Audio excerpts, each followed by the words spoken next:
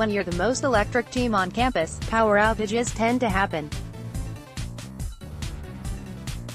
About 3/4 of the Arizona campus was dark on Tuesday, and many rumors have come around that it's because the Arizona Wildcats women's basketball team had just made the WNIT Final Four, and will be hosting the semifinal. Coach Adia Barnes spoke with the media on Tuesday, and here were the most interesting segments.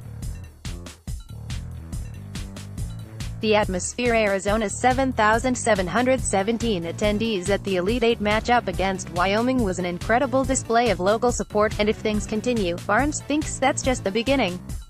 "The ride has been incredible," she said. "I come in during the morning, there's a line to get tickets, and just the community support, and driving down Speedway and just seeing the signs and the support for women's basketball. Words can't describe. It's been electric, it's ignited us, it's given us a huge home court advantage.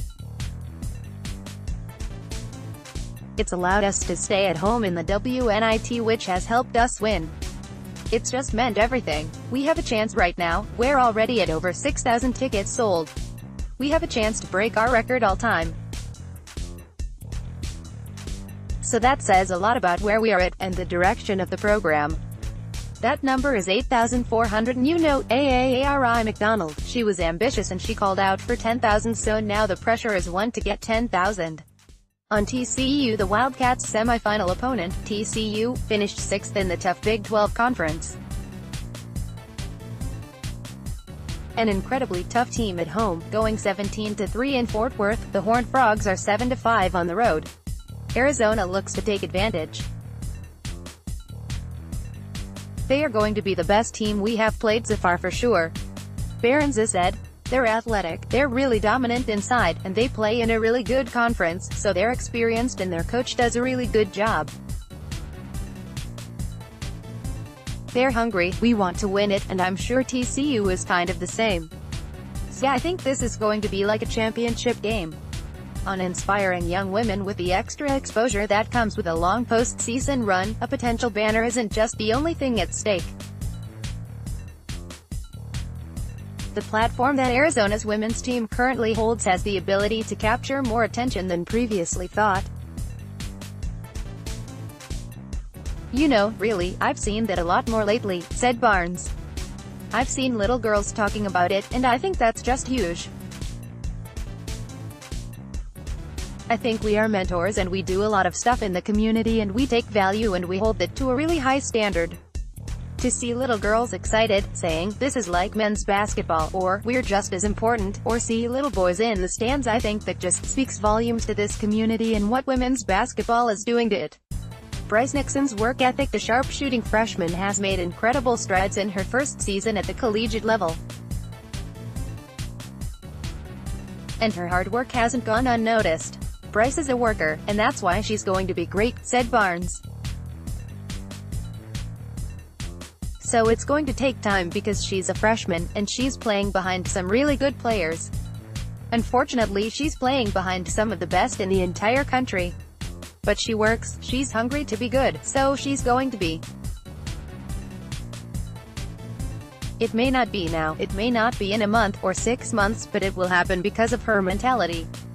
She's the first one in, and the last one to leave. She's the one on off days going in, and that's on her own.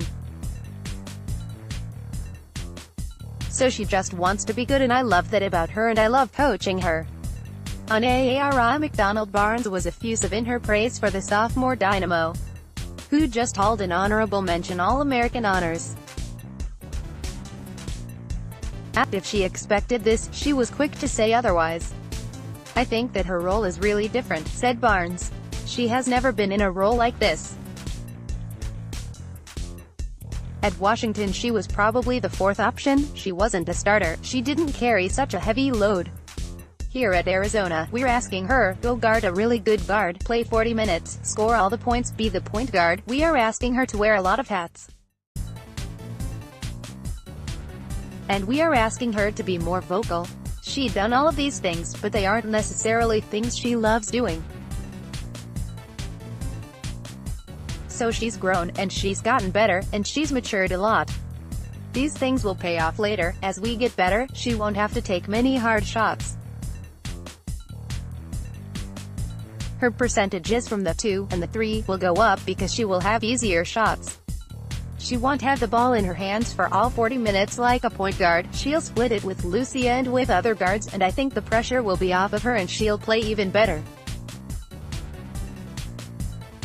On McDonald being compared to Maya Moore. McDonald and Moore are the only two players in Division I history with 800 points, 200 rebounds and 150 assists in a season.